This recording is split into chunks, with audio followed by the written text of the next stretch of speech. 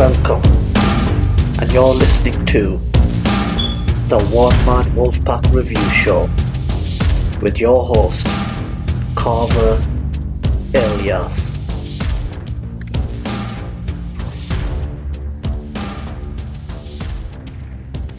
Welcome everyone, and thanks again for once downloading and listening to my podcast.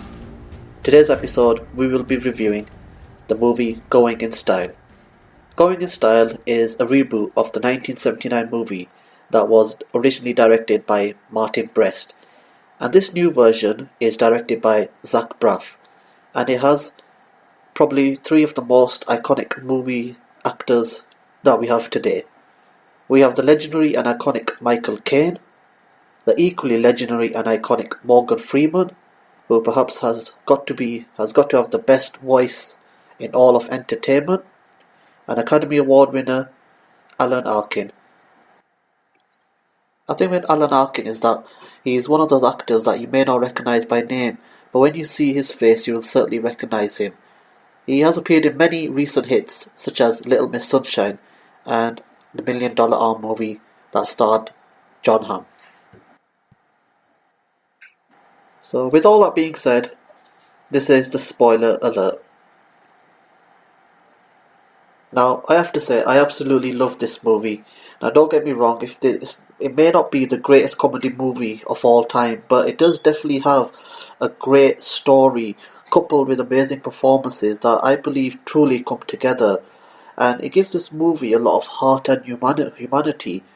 Now, I say humanity because it touches on a lot of difficult subjects that people are facing at this current time, with the post-economic crash, the whole social commentary of what it means to be growing old, and in this particular movie, what it means to be growing old in America. I believe that it has amazing performances throughout the whole movie. It has a great supporting cast as well. The movie, I felt, kept this energy throughout itself. The movie has beautiful cinematography, great camera work, and overall great acting, and it has a certain energy about it. Now, the characters within the movie are faced with increasingly difficult situations, but I never felt that there was a loss of optimism and hope. It kept going, and you could really start, towards the end of the movie, you really started to root for these guys. And they were up against the big bad in the movie, which is the banking system, and it was nice that in the end they did get some payback. There are many great comedic scenes in the movie on the individual merits, but I just would like to discuss two of my favourite scenes. The first one is when Michael Caine originally comes up with an idea to rob the bank, and he rings his friend Morgan Freeman, who lives in another house just opposite him. So he has Morgan Freeman on the line, and he's discussing about his great idea to rob a bank. And he then wants his other friend, Alan Arkin, who is staying in virtually the same room as Morgan Freeman, to try to get him to get along with their idea. Now, what's so funny is that Alan Arkin and Morgan Freeman are virtually in the same room, but they all have individual headsets, phones. So we have a three-way conversation going on, where everyone is trying to convince themselves of this really, really bad idea. But I just found it really comedic, and the timing between the characters, and just generally Alan Arkin's performance as well, with him just being very grumpy and just trying to get to sleep. But I believe that in the end, he does come around to the idea. Now, this brings me up to my second most favourite scene of the movie, and I have to say this was just a completely amazing scene. It's the one that takes place in the supermarket, and Michael Caine and Morgan Freeman decide that they're going to steal a few items for an evening meal, I believe, that they're going to be making at home later on. And the pure genius of the scene is that they perhaps maybe could have got away with it if they had maybe only stolen a couple of items, but their ambition just gets the better of them. You see that I believe Morgan Freeman tries to put a whole chicken into his jacket, and it's just absolutely madness. Michael Caine starts shoving things down his trousers, and then you get Alan Arkin, who is originally meant to be the getaway driver, who wanders in and then I think gets caught in a really weird kind of scene with one of the co-workers there. So after a while the guards finally catch on, and this results in a chase scene. And the first chase scene is between Alan Arkin and another security guard, and it has to be probably the world's slowest chase ever, but it's absolutely funny in the way that they do so. And then we get the whole chase scene between Morgan Freeman and Michael Caine and a security guard who is just chasing them all around the city, and they're just throwing stuff at her, opening packs of flour, and just making utter chaos.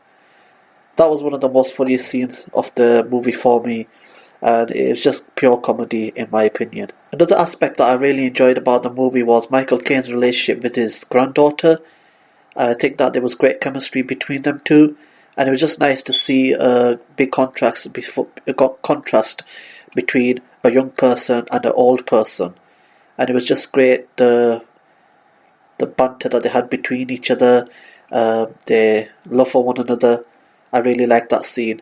And it also kind of brought home the human element as well for Michael Caine's character. It provided a human reason for Michael Caine to decide to rob the bank. I mean, in the movie, as you see, that Michael Caine's situation gets worse and worse by the position that he's been put in by the bank. And he has his daughter and his granddaughter living with him. And therefore that he realises that if he doesn't get the payments for the house, that he would eventually lose the house to the banks. So this gives a really human reason for Michael Caine to actually come about to get along with this idea. It's quite interesting, the whole issue of robbing banks. I was watching a YouTube video regarding an interview on the YouTube channel called Ep.3 by Tom Billio, and he was interviewing a real life bank robber, and he mentioned that he had robbed 4 banks, and that certain banks actually, I would probably say, in his view, they kind of encourage this to happen because it then helps strengthen their security as well, because it takes into account the human elements. And I thought that was really interesting about the whole impact and how certain people are driven to certain extremes to do so.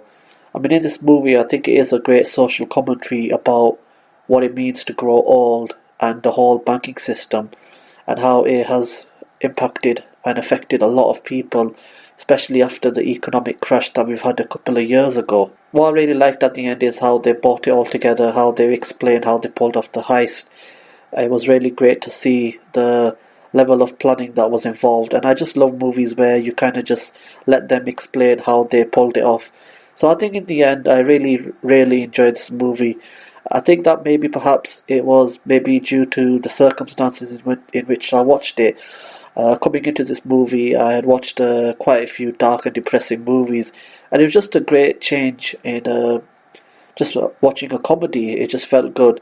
And also, I think another great impact is that when you're watching a movie at the cinema and everyone else is laughing, you kind of just want to laugh along with it, because it just creates this kind of energy within the cinema.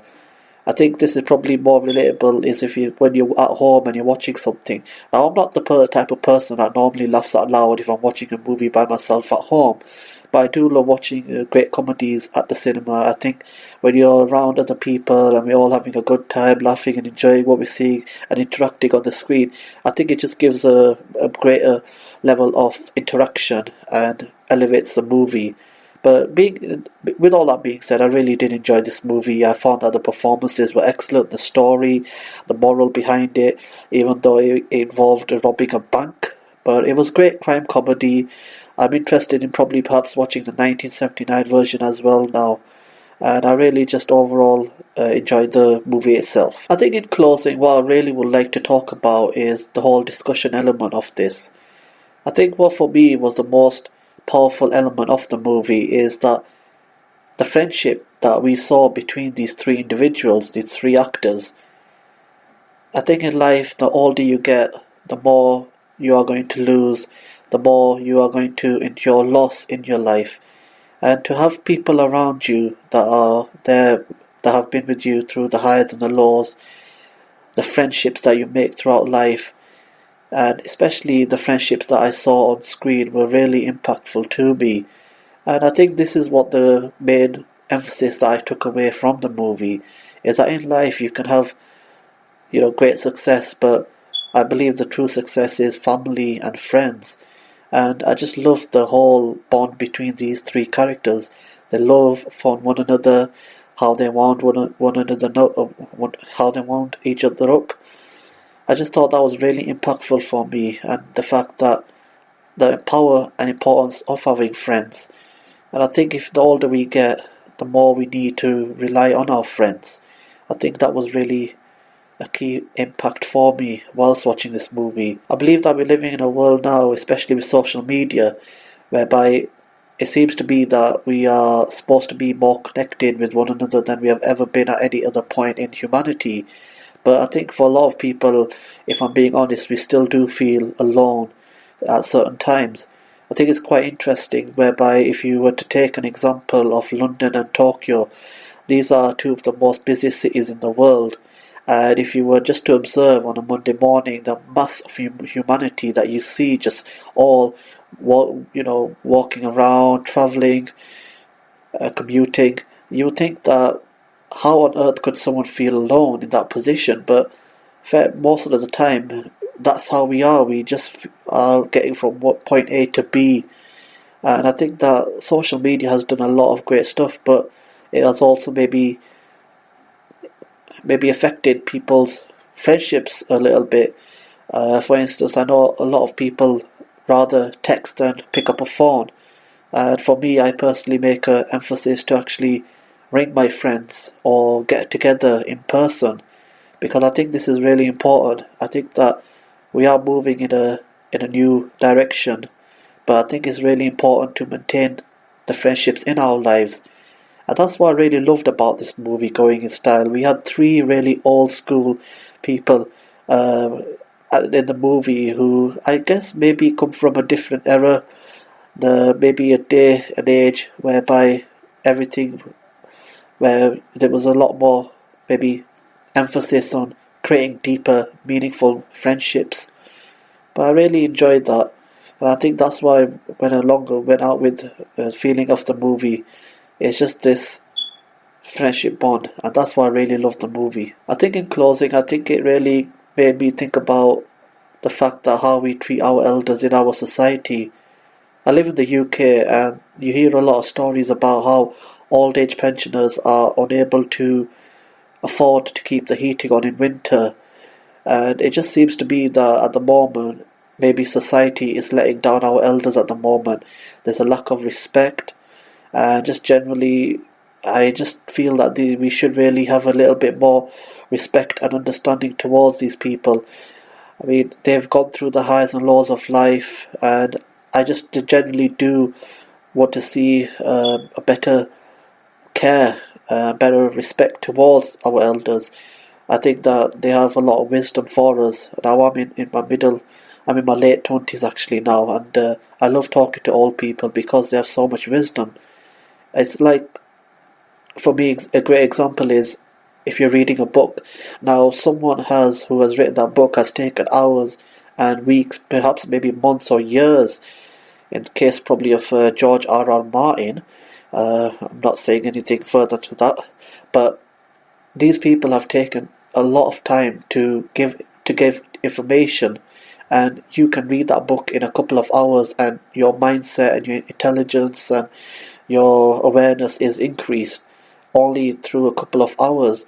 And I think this is why I think it's really important that we have a great understanding and a role for elders in our society, because they have a lot of wisdom, and that if we are able to just listen and be patient and stop just trying to do everything at once, that maybe we might learn a few things along the way. We might learn how to keep friendships, keep what values in our life, and work together a lot better. Well, that's my podcast today, guys. Thank you for listening, and as always, I really just want to say a massive thank you for downloading and listening. If you don't mind, if you could please leave me a review, if you could send me your feedback to onemanwolfpackreviews@gmail.com. I always look forward to reading and hearing your comments. I've had some great feedback so far. I would just like to thank to everyone who has sent me feedback. I'd like to thank my friends who are kind of my audience at the moment.